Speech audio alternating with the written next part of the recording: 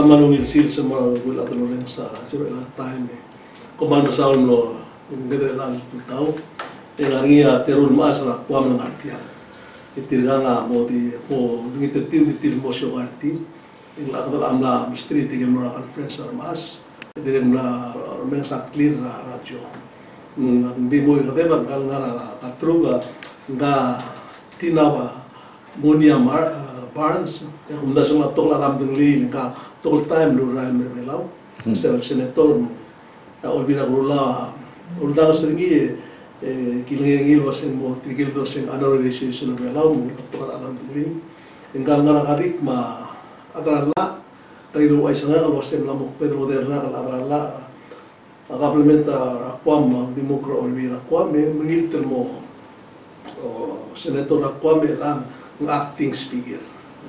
Maktingol mense, mergo ya kulungit magdi mo muna do ato ang bigel ng trim na mo sa time. Yang real acting mo last summarize at yan. So good morning. Senator. Half a day. Okay. Now I have briefly described you who you are, so maybe we'll just go, right into the discussion this morning. And this program is actually entitled, if you translate it to English, it's called Udesuall. English it says things to consider or to think about. And it's dedicated to the freedom of allowing people to know about their government and what's going on in their country, and also to have a right to express themselves. And the right of the media to get information and then make information known to the people is stated in our Constitution. So this morning, I think you know that Guam and Palau they have a special relationship. We've been, since the war, the only foreign country that Palauans went to after the war is Guam. Yeah, and then since then, as you know, thousands of Palauans have moved to Guam and then they back and forth. And so we know, since you're lawmakers in Guam, first let me pose this question to you. You know, there's a Latin expression. When Caesar Augustus went to Northern Europe to conquer the Gauls, he made this statement after. He says, it's veni, vidi, vici. It's a Latin words for I came, I saw, I conquered. So that I pose this question to you. You came to Palau, you saw, and what did you do? Oh. Became mesmerized with the beauty of what God has truly blessed Palau with. It is incredible. I've come here a number of times and I cannot get over the beauty of the people, the beauty of the ocean, the beauty of the rock islands, and more importantly, just the traditions and the culture that you continue to hold strong, especially with the women. Mesmerized is the word with awe. Okay. This is my third time to Palau, and I continue to be, of course, I share the sentiments of Senator Muñoz Barnes, but in addition to that,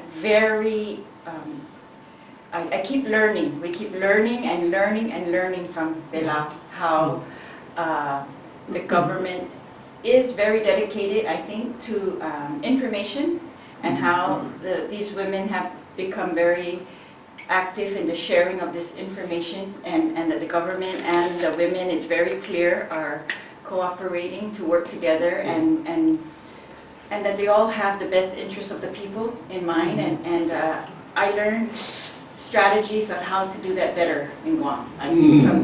That's my experience here, always. This is my third time, and since the very first time I came here, I was sitting in a restaurant and with my 3 little girls, and a woman came up to me, I didn't know her, and she said to me, are these your daughters? Yes. And she said, you are very blessed. In Palau, if we have daughters, we are very blessed. And I had never heard that before. So I thought about it ever since, and that was years ago, and I've seen it every single time that yes, everybody's doing their part and working very hard. The work is impressive. It's monumental, really, and I think it should be admired worldwide, the work that's being done in Palau to protect its resources, to promote the benefit of the people and the women. You know, the work that they do to inform themselves, to coordinate themselves, and to help to raise all the people up to the standard that they think it should be. You know, there's a Palau expression that goes like this: if a man has a lot of daughters, he's rich. He's considered rich. And I guess I'm fortunate. I don't have much money, but I have like 6 daughters and 5 sons. So I'm richer than Mr. Salvador. I guess 2 daughters. Not only rich, he's blessed. Yes. Yeah, because you know, I tell you, it's I was. You know, I walked into the conference and then it was overcrowded. I mean, there was no seats, so I left. I said maybe the women is they have to meet them among themselves and then discuss these issues. But then I saw all the speakers were mostly men. It was the first day, you know? So as to so what did you observe? Like I know the discussion was like in Palau sometimes, especially the issues discussed, the panelists and all that. What did you take on all the matters? Most important, I think I took was the strategy of all government officials should be accountable, right? And one of the best ways is to bring them in and hear from them directly. So that's what they did. They brought them in and they asked them questions. They did a lot of work, so much work in advance. They educated themselves. It looks to me like, you know, the organizers educated themselves on the issues and the solutions that were being proposed, and they wrote questions to these agencies and asked them to come in and answer, you know, these questions that were very important to them. And so I thought it was excellent because the women could hear directly from the agencies their responses, almost their progress, that they really progress in those areas that were of concern last year, and why is it not solved yet, or how well they are doing. And that makes everybody together proud, and it brings them all together at the same time, so that when there is, I thought it was so excellent, because if there is something that becomes critical, like a crisis, Yes. everybody's informed already up to that point, right? So everybody's coming along at the same time. I thought that was so very impressive. The amount of work that was done in advance to get right to those issues that were of concern was very impressive. You know, one of the things I observed, you know, the Minister Baklay Tamil of Community and Cultural Affairs is my sister. But one of the things I observed is like how the government, the women, like when Bilong and Ebenet Clan, when they ask government for support, they come. And like, for example, like this conference, I see the government participate fully. Like the minister was an MC and she was involved in that. Yes, so they work together, also the Minister of State, you know. So sometimes some men were sitting in the coffee shop in the last few days who complain, these women, they have too much power.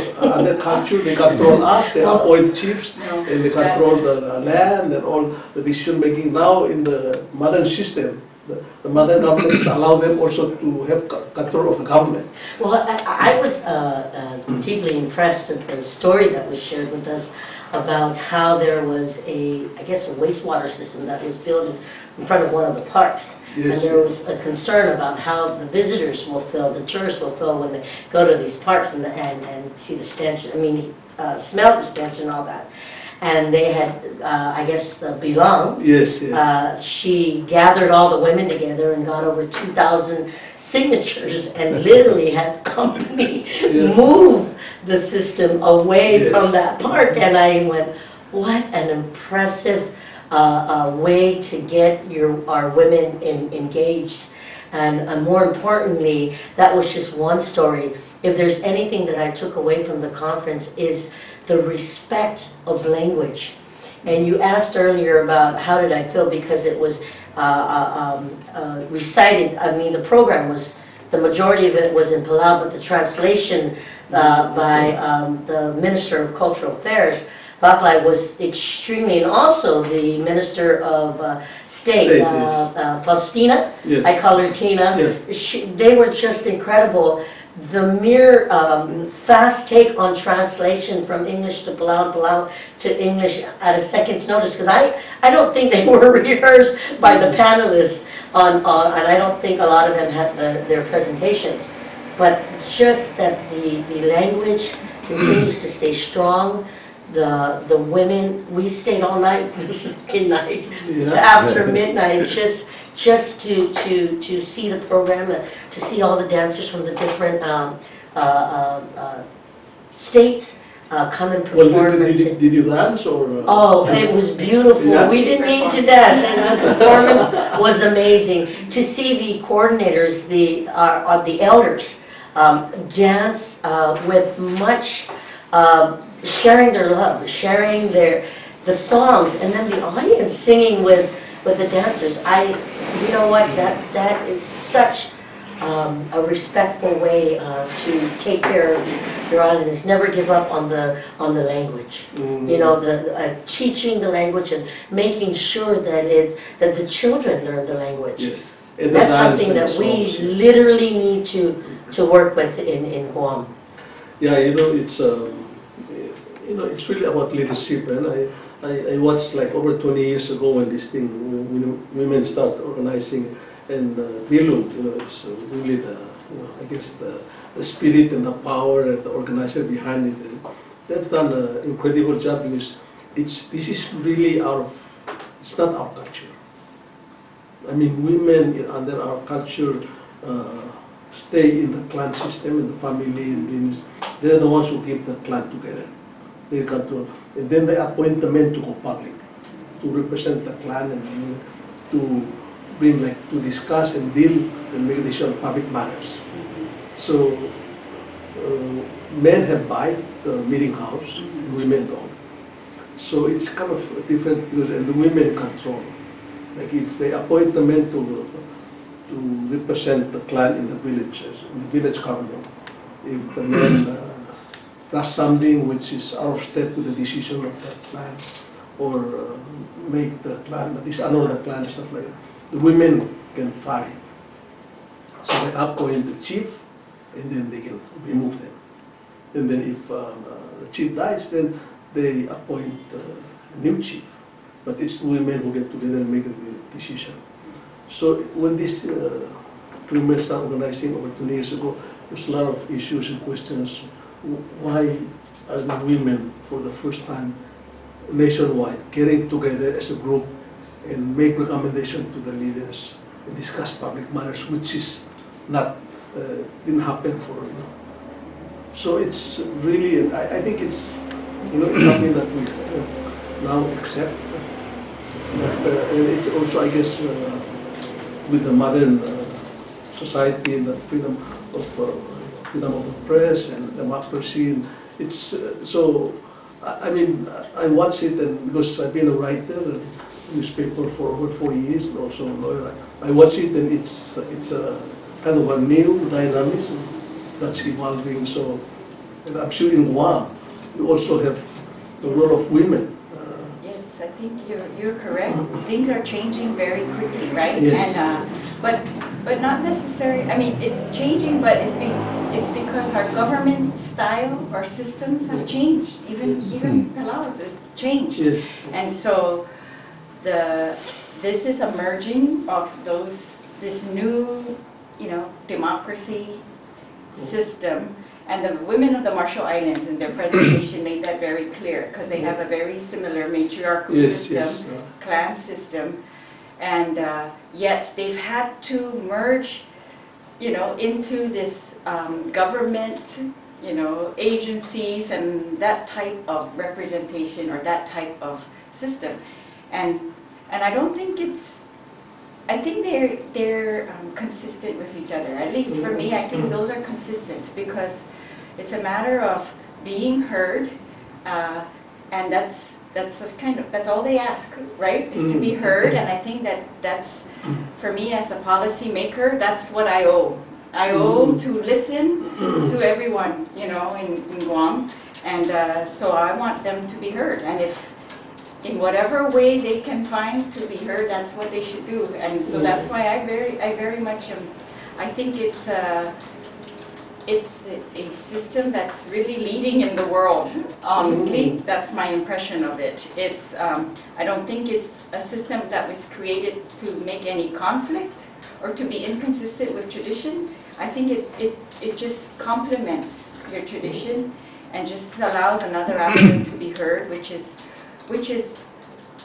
needed because you have another avenue of how you govern now, right? Now you are doing elections, and that's very different than the traditional system. And you're not electing only clan representatives. You're electing, you know, island-wide nationwide representatives. So it's a very different the world we are in right now, and especially Palau as an independent nation. But I just wanted to make sure that I thank also Bilung and Liu Reclai, because they've been so very generous to invite us. We can see these are issues for, you know, Palau women and men, but we were invited, and I just want to to the Maesio Palau, they have allowed us to learn from them so much, and just learn how to do this in peace. And how to do this, you know, to be heard, to listen in a very, very positive way. I think this Masibelo conference is being organized by the clan of its state, its village, and they come together. And with a conference like this, it allows every women in the community to voice their concerns in this kind of conference. I think that's one of the reasons why they've been so successful in the last 25 years. So it's really organized based on our tradition. And the leaders are coming from each clan in each village based on their rank. And they organize themselves and yes, that's clearly recognized, and that's why I say it complements. It's very complementing to the traditional, I thought, to the traditional system. And Tina, you were a senator, and I understand you're running for the Senate again.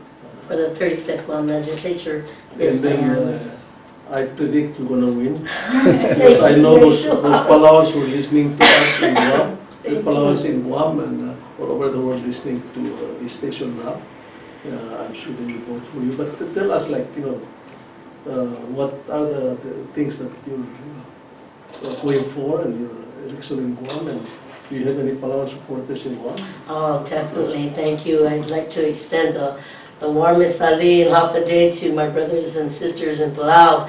I did have a meeting with them last Sunday, had the opportunity to meet with our Palauan community, and just to share their concerns as it relates to employment, as it relates to health, safety, and just being able to come together. I think also the expertise, maybe even the brain drain that's happening in Palau and Guam. A lot of our islanders, what they do is they get training, they do so well, and what happens is because there are better offers in other places in Asia and in the United States, that they leave us because you know, they don't have their wages are not very well presented in the islands as compared to other places in the United States and in Asia, and that is of a concern because we have our experts, those who are good in education, in health and safety, in construction, as we continue to build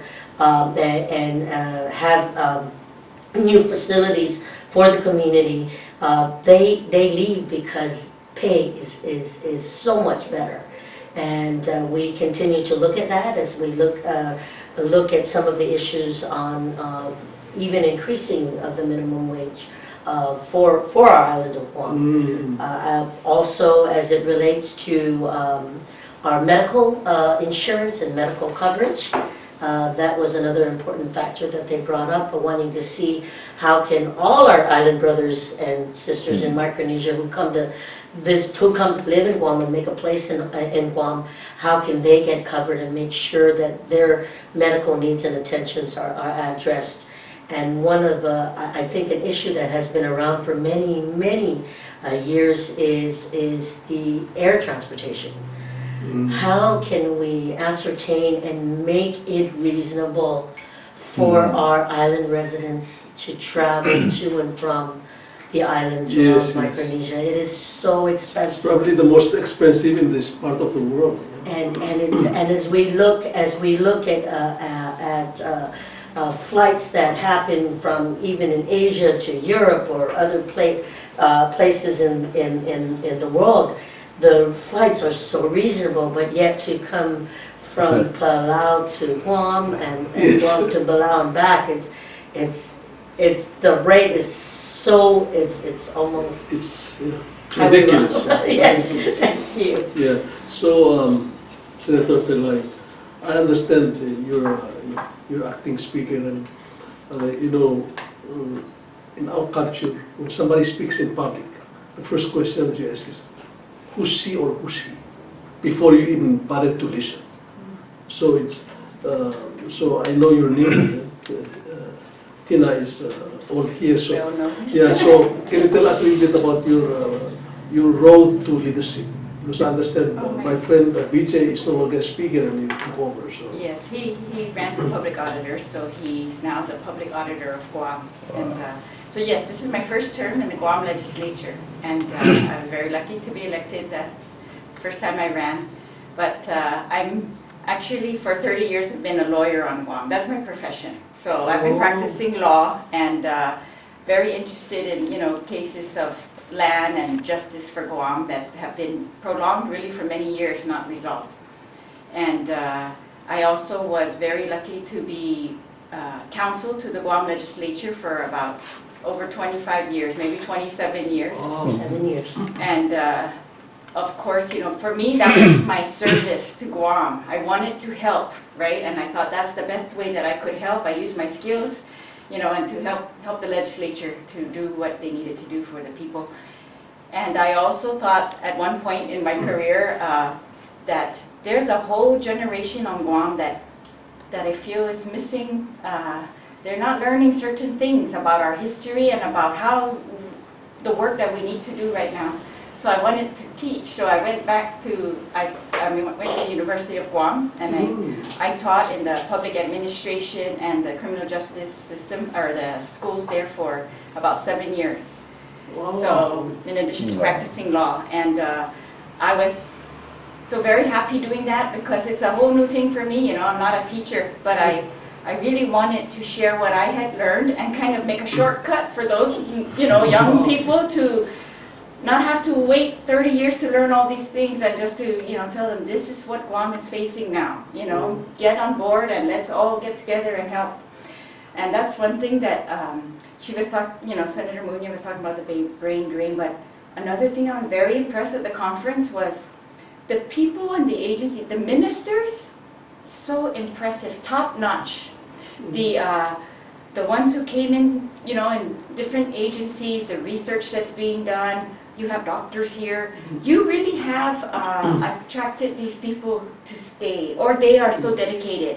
And that's, we need that on Guam. I mean, we're not going to be able to do it with money alone, you know. We're building our nations, and we just need them to understand that we're building our nation. We need them, you know, and they will have a very fulfilled life if they join and help, you know. And so that's really what I've been very blessed to try to share that message with the young students, and I see that is effective here. You have very dedicated people who are very young and are staying here and helping. And well, your credentials are amazing. I mean, you're a mother of I'm a mother of three, yes. Three, and then you're a lawyer, legislative counsel for many years, a professor, and now you're acting speaker. Yes. I assume that you're going to win, you know. Oh, Probably you're going to be top vote-getter in this election, so listen to those Palauans in Guam. If you listen to this program, these two ladies should be on the top priority. So, yeah, so as you know, I think you observe here that Palau is really going through a very interesting period. You know, it's, to me, it's like it's a very dynamic and evolving. And because we, as you know, after the war, we were all very poor. You know, and now Palau has risen during independence in for the last 24 years. Really has become well off, I say, materially. mhm. I mean, every Palauan house, if you go around Koror, they have 2 or 3 cars. Oh. We have running water, Yes. we have telephone, Your we have utility. TV, some of them have computers, internet, and cell phones practically. So we're, in a way, you know, as far as material richness, or we're okay.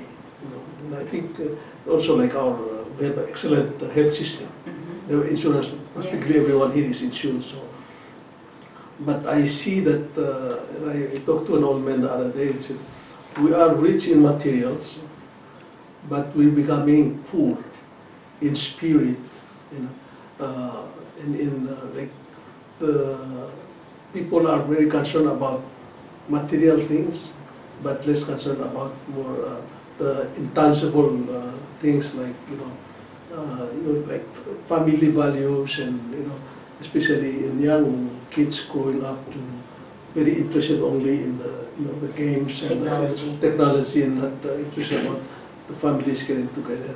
And it's really, especially us, in our generation, we can see it because we were from that stage in the 50s and the 60s. Palau was very pro-Southern, And by the way, we have a very good retirement program, especially for the government officers like him. Is when you retire, you have a pension system that pays like over $1,000 a month, and then we have Social Security that pays like 600 to 1,000.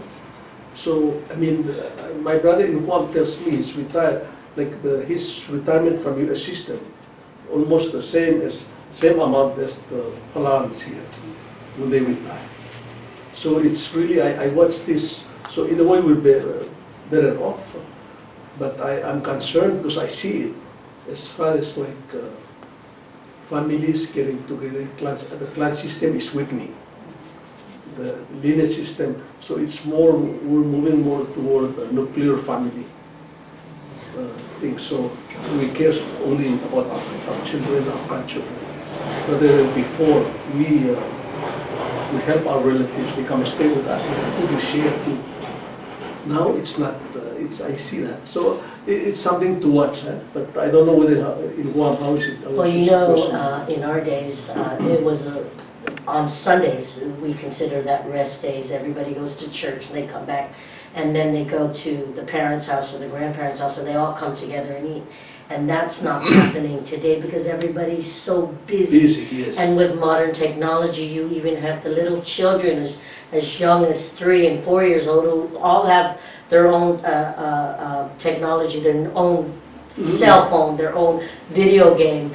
And one of the things my mother has shared with us, and it's really simple, it's about going back to the basics. As soon as you come into her house and go into the kitchen table, the first thing you have to do is take that phone, take that video game, and put it away.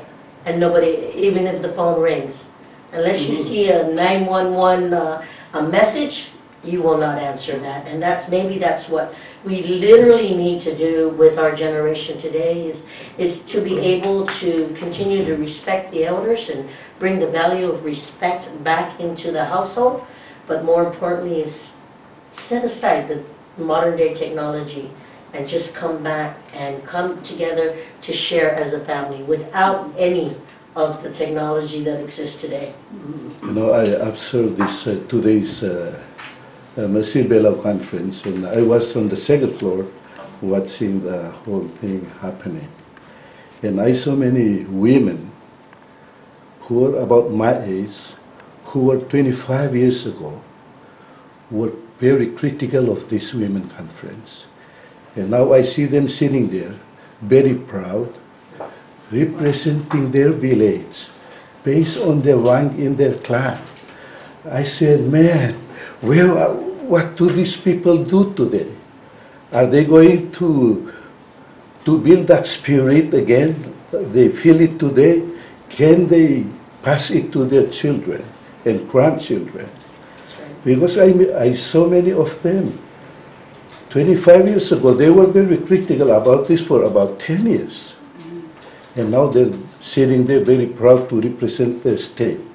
So if you observe the today's conference, you can see them in uniform. Yes. And they represent their village. Yes. And it was amazing, you know. I'm so glad you brought that up. That's what I thought too. That's why I say it's very complementary to the traditional leadership roles, because I just thought it was a place to be very proud of your clan. They were very proud. They wore uniforms, and I was so impressed that there were older and younger women there, Yeah, and exactly. very. I've just never seen anything like it recently, right? Where they come together, they can be so very proud of their clans, what their families, represent, and they're all together, and it's a space to, hear together. And these issues that you brought up are issues that they talked about at this conference too. Yes, They're yes. all facing the same thing in their families. So I thought it brought them a sense of, for me, it brings me a sense of, don't give up, just keep working, we're going to do this, we're going to, and you have lucky, you have this clan system that you can at least, that's something that's going to help you to resist the decline of the families, I think. Yes, We have a very big struggle on Guam with that, and we don't have anything that's very powerful except our immediate, parents and grandparents to call us together, but nothing else like a structure that's very powerful like this. So I think it's a very powerful, and they should work together, and they're going, and they know it's an issue, you're aware of it, and that's the first step, to be aware before it overwhelms you. I saw this women organization in Koror, and each members is represent different women from all the states who are staying in Koror.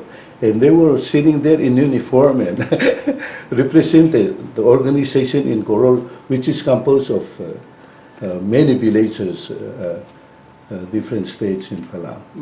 And I think it was really nice to see them, I think it was not very belonging impressive. to their clan in their state, but as an organization, they represent all the state in that women organization in Koror. Yeah, I think the conference, actually, I was thinking about it, it really kind of represented, I guess, the real kind of change that kind of finally they're making this change from like an old, society that we know, and all the activities especially, and I think to a new one, to kind of, face them and address the issues, and knowing the difference of where we came from. Now we deal with the new situation. So, like in terms of, I think the U.S. Leaders in Guam, in the country of lawmakers, in the top leadership, I'm sure you have to deal with the challenges, the new challenges, especially this thing really concerns me, is our children. Like, I'll just give you an example. Like, we have a family meeting in my house. My children will just be playing with this, so we talk, say yes, and then so I get really upset, And our grandchildren always, at 3 years old they play with YouTube and so how do you deal with this? Because this is same situation with you in Guam and with you here. And an educator was telling me that kids nowadays, like in school system here, they're very smart. They know a lot of things, but not deeply, because they don't do research and they don't read long like books. They just get go on the internet and just get this information, just short information about some. So their knowledge is not, it's not deep. That's my experience when I was teaching at UOG. I call it the headlines. They're the headliners. Yes. They are able to recite all kinds of headlines to me, but that's as far as they know. They know. But I told them that this generation, or at the time, that generation was so very gifted in speaking, right? And they were maybe allowed to speak a lot more than we were. When we were young, we were taught you don't really speak, the elders speak. Yes. But this generation believe they can speak all the time, and so they're very opinionated. But I told them, if you can't back your opinion up with actual facts and really deep knowledge, then that's I'm telling them, that's where you need to That's focus. where you're going to fail if you Yes. don't follow through and research. And Speaker Terlaje is so right when it comes to, you know the headliner, but you don't know the intent. You don't know the intricacies of that situation that's being presented. So, and as you talk about the children being preoccupied with modern technology, it was very important for my mom to say, you come into my house, we come to talk to us, we come to talk to each other, we come to bring up updates of what's happening within all our siblings and our relatives. So you leave technology behind and let's talk like human beings and come and bring up, and you'd be surprised. My sister traveled to Europe recently because she broke herself of Lords of London, and she had walked into the restaurant, and the restaurant literally said, no cell phones here, here's a Dropbox. And I said, oh my God, if you were to have that in a restaurant, I don't think people will come. You won't be able to have. And she said, oh no. She said, believe it or not, the restaurant was always crowded because those people truly believe that they need to come together and be able to speak to each other as human beings and not through technology. So they literally have to set their cell phones aside. You can't get it. You have to leave it up at the cashier, and they have, it's like, you know, when you take off your coat and you hang it up and they give you a number, that's the same way they do it. Wow. Interesting how something really little can make a big difference. And I wouldn't think, I said, oh my God, I don't think Guam would ever survive to have a restaurant that will say, put your cell phones here. You know, too, we're learning because it's a new technology. Yes. We don't know everything about it. We didn't know when we started using it that it's addictive. It's Right? very- Yes. And so that's something new that we have learned, and now it's our job to make sure everybody knows that. So I think that I'm hoping that will help to combat, you know, just like it helps to combat smoking, it will help to combat use, right? Or to break. So I think the challenge is like, you know, as a policymakers like you, as mothers, and like how do you make policy or laws in your country or like for in Palau to deal with this new, you know, technological change? I think that's going to be just. I just want to tell you a story about these two congressmen delegates. Somehow they say something about controlling the, you know, Facebook or people express like 2 weeks ago or last That was week. part of the resolution. Yeah, and they got fried. I mean, you know, I mean, all over I see the, you know, The message. Facebook messages from all over Palau, they just fried them. That's- I mean, because see what happened is they were speaking in the legislature in Palau. Somehow they took that. Somebody took that and then spread it. Yeah. It On went the social viral. media. Yeah, so I mean, these guys now they're kind of backtracking, taking a different route, saying, oh, we should have a law to allow this to be free. So, but you see that even the policy makers are not safe from this. And they're not safe, and I think what's really important to know is that anything and everything you say, and even if you don't mean to say it, it can literally go against you. There was an incident that just happened recently. Sometimes when you're typing or texting, your fingers may be a little bit too big for the characters, and you send the wrong emoji, you send the wrong punctuation mark, and when you look at it again, it's, oh my God, I sent it out, but yet the damage is already done. So for me, I think it's very important that we literally just come back to the basics, like being able, because in Guam we do have legislation that will protect our children and our folks from sexting. There are some provisions that are already put in place that you cannot do. You cannot send provocative pictures. You can't send statements that could be used. Just recently, a couple of days ago, there was a riot in one of the villages, and it was like a group riot, and they thought nothing was going to happen. But because of the video, the Guam Police Department took that and had arrests made for assault and rioting, and turned the case over to the Attorney General's office, and there was 4 or 5 arrests being made. Yeah, I think I saw that on the Yes, yes. Yeah, you know, it's interesting, you know, in the news media, I mean, we're dealing with news every day here, and I mean, this is really different. During the time when I started in 1973, you go and check the place event, and you talk to like 4 or 5 people to make sure that the rumor is true. But now it's so fast. I have a daughter in Japan. 2 days ago, she's in Japan. She texted me or she called me up and said, there's a fire in Iraq. Oh, You know? oh. And also she told me, oh, the police, they found some bones in Udesuall. So I said, oh my goodness, I'm here and she's in Japan. And then, She gave me yeah. So we have to send people, and then even the police, we established it. How did they know? I don't know, you know, but it's so, the information is so fast. So even in our profession, in our media profession, we need to kind of make adjustment because we're actually we're getting our news source from In real time. Facebook before we go change the information. Moses, that is one of the resolutions by the Silvela. Yes. It is. Yes, it is. It was a part of the resolution.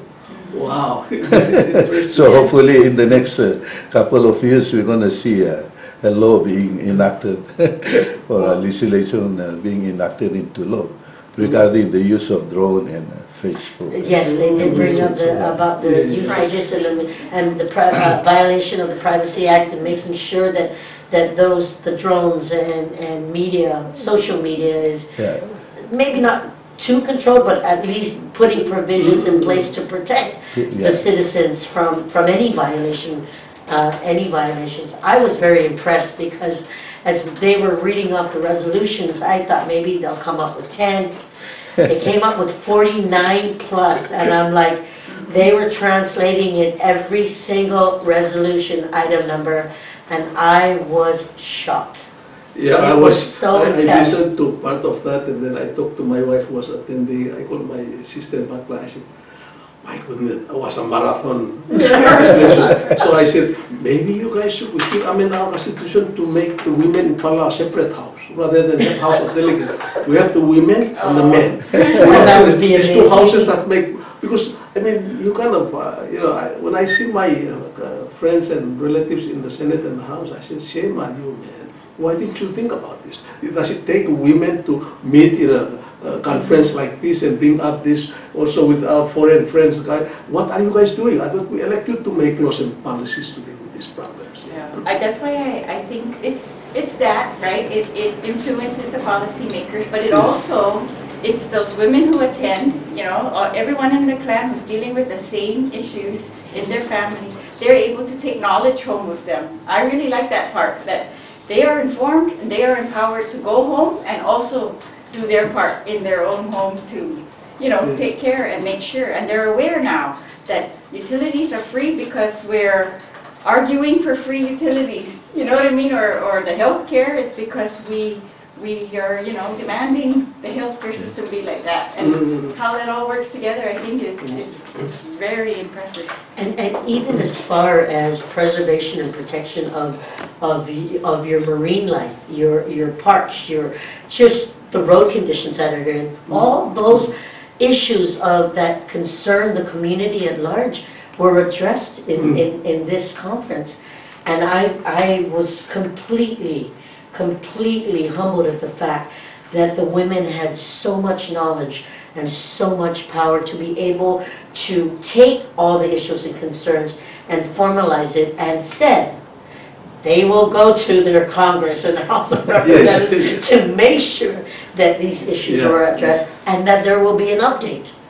And I think if that's one thing I pride Speaker Terlaje on is her follow through and her never giving up on asking the right questions and making sure, say, no, you ask that question, you follow through because you need to make a difference, and if the agency is not doing it, then ask again and make sure that they enforce. So I think a lot of it is just coming from the heart to making sure that we follow through, and that's what I give her a lot of credit for, is follow through.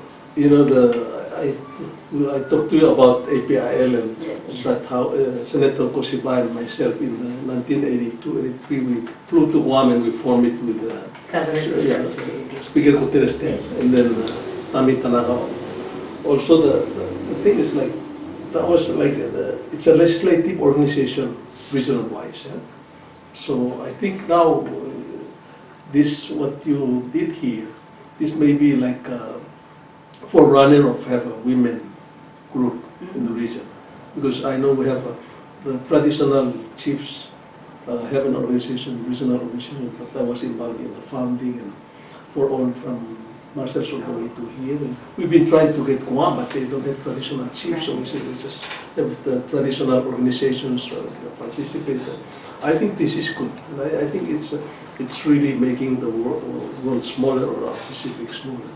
So I think as we really have more cooperative efforts together among the islands. And Moses, you know, the Guam delegation, they introduced several non-profit organizations with the head of those organizations dealing with a lot of issues that we do here.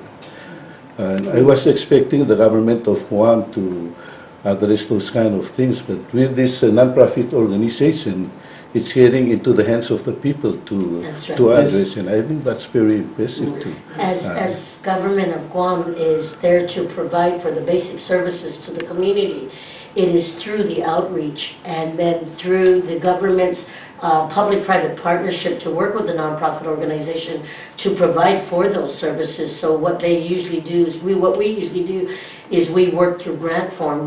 We extend the request for proposals. They go out. We ask for solicitations from the community, and as the specifications are made through the government, then the community or the nonprofit organizations who have the expertise in that arena come and say, okay, we can do that, and we can do that for this amount. And a lot of times it's so nominal. It's almost just labor of love. But I have to commend a lot of the nonprofit organizations, especially those who came with us in this anniversary, women's anniversary conference, because they continue to spend countless hours to protecting and preserving and identifying the needs for not all our people from the islands of Micronesia, and for me just to be able to see them here to continue to advocate for what we need to protect is just amazing. You know, in Guam, you know that the Palau Community Association is made up of also 14 different groups from different states in Palau. And we've been very active in Guam, and we have our own center there. We're building a cultural center. You know, I think, you know, Palau people recognize and, you know, want to, you know, thank the leaders in Guam and people in Guam for allowing us to go there, make a living there, and then organize. So looks like Guam has become a melting pot for the Micronesian region. Yeah. Well, so, if I may say, Moses, that the Palauans on Guam, they've really contributed to Guam. You know, they're smart, they are hard workers, and they have helped to build our community too, and we are very grateful for that. Well, it's you know, I was thinking about this since you were an instructor at the University of Guam. Maybe you should change the name to University of Micronesia. Yes. So we can it's their goal to be the University of the region. Yeah, region. So its country will contribute their share to help the university, because I think many of our leaders graduate from Guam. Yeah, yes. We have so many past leaders who are alumni of UOC. Maybe they wouldn't like to change that. Oh, believe me, I was very conscious when students come to my classroom and I know they're from families in Palau or the other islands, I know these people are on their way to become leaders in their country. Yeah. So I feel very responsible to do my best to make sure they have everything they need when they're going to do that. Yeah. Speaking of my daughter, graduated from University of Guam and went on to University of South Pacific to get her master's in climate change. And now she's the ambassador, Palau ambassador to UN. See that? Uludong, I don't know whether you know her or not, but she's, she's a product of University of Guam. So I think, I noticed also when I go to Guam, I have like Chuki's friend there. They have their own church organization, they have their own organization. So I think this is something that we really, down the line, we really can do something like to work together, and especially in the islands, one of the things that this migration, people just come and take a plane and fly to Guam, preparation. And like in Chuk, I went there, they tell me about the stories of, so like maybe like our community college, they can prepare people like, so when they go to Guam, they have, jobs, they can prepare to work, and rather than become like a parasite to the social service in Guam, which is not, so. I think the orientation is very key to for our Micronesian brothers and sisters who are coming to, because the intent was to better the life and the opportunity for them to grow. And so what's key is the orientation to know what the island is about. So orientation within the land before they come is important. We're very interested and we're watching your campaign season now, the election, because we know the leaders will have impact us here, our relationship, and also our people there. So now I said you're going to win, so I assume you're going to. So how is? So for the Democratic Party is the Lian Guerrero is the nominee of the Democrats for governor. Yes. And then the Republicans will be Tenorio. That's correct. I noticed in Guam when I go in the past few months, there's some group who's supporting the Republicans, the Democrats. Always, it's always. But in the legislature, I guess you're both Democrats, right? That's yes, correct. yes, we are. So I assume you believe that you're going to take over the leadership of the legislature. We are very much hoping for that, and I think we have a very good chance because we have some very excellent candidates. We're lucky to have Senator Muñoz Barnes coming back to run, and we actually have a lot of women candidates for the first time. It's very significant. There is a possibility, Moses, that we could probably have 11 female senators out of 15. 15, wow. We are really hoping for that. Yeah. Maybe that's the trend. Yes. They have 5 women dean at the University of Guam now. It's interesting in Palau, we have the justices, we have 3 or 4 justices women. So there are more women justices in Palau than men, and also the ambassadors. I think there are 5 ambassadors all over the world, and 3 of them are women. And the ministers, 2 women. In the House, for the first time, we have 2 women delegates, and the Senate have 2. And I think this election we're going to have more women.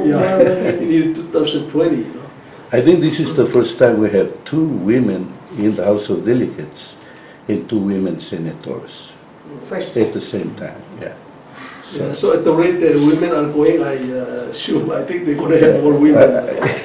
Since you expect to have 11, maybe we're going to have more in the Senate. Yes.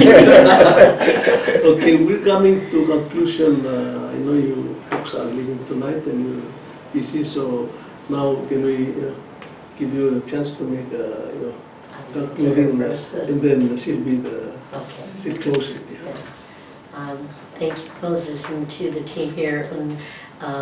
Mesilang, Douglas and Udesuall, for giving us the opportunity to be here, but more importantly, for letting us celebrate with you the 25th anniversary for the Women's Conference. I want to share that the values here that we've learned, that we will take it home with us and continue to collaborate with our sisters back home and our women organizations in home but more importantly, as Palau continues to advocate, to protect, to preserve, to educate their people in Palau, I want to say that it is truly a blessing, truly a humble blessing that you continue to bring families together as one, and I think we should never forget that. President Ngermang many years ago shared with me, and something that I hold near and dear to my heart, though the oceans separate us, it is through our similarities of culture, traditions,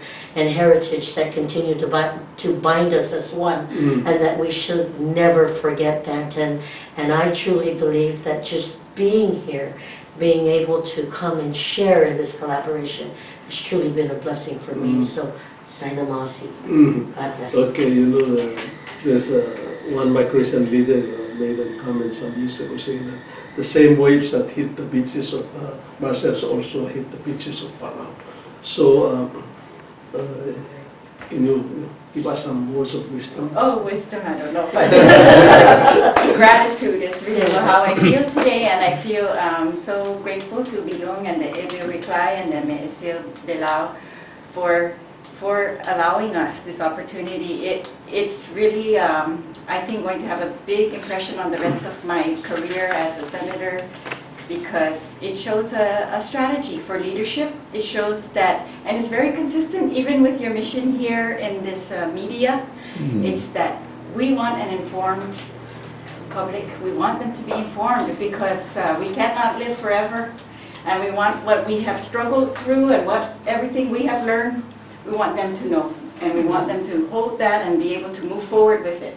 And so I always say that you can't move forward if you don't know anything about the past, and you don't know what has worked, what has not worked, and why, right? And so this, I think, gives everybody a very good look into that, and I think that your role as media has really helped that too. And so they're very consistent. It's consistent with having a very good government, and I'm very grateful. The people I've met it's been wonderful. I mean, I've met a senator from the Marshall Islands for the very first time, and the whole delegation from the Marshall Islands, they are very impressive too. Their culture and the way they're meshing culture with government, yes. Right? It's a new thing we are kind of experimenting with, and it's very, very impressive to see how Palau has done that. And I'm always impressed that Palau is an independent nation, and how they are working the world, not just this country, but the world, right, in ways that we've yet to do. So I'm very impressed by that, and I look to them as a shining example, and I always, tell the Chamorros, they are a shining example for us in what is possible, and how, we just need to be persistent. Do not ever give up. And that was one of the messages in the conference too. Don't give up. Even with coral, even with everything, we are going to persist, and we will overcome the challenges that we are facing. And most especially, I think, we see that we work very, very hard by ourselves, and yet there's always a role to work together and make it better. That's what I really appreciate. So I want to thank everyone involved. Thank you. Well, we thank you very much. I mean, I think Mr. Salvador Telam's this station is very grateful for you, and I think we're blessed. Your presence and participation in this program, we're blessed, and we say in Palau, I mean, we don't say goodbye. We just say Mauri until we meet again, because I know you're going to come back. So. Thank you very much. Thank you. Thank you. This is awesome.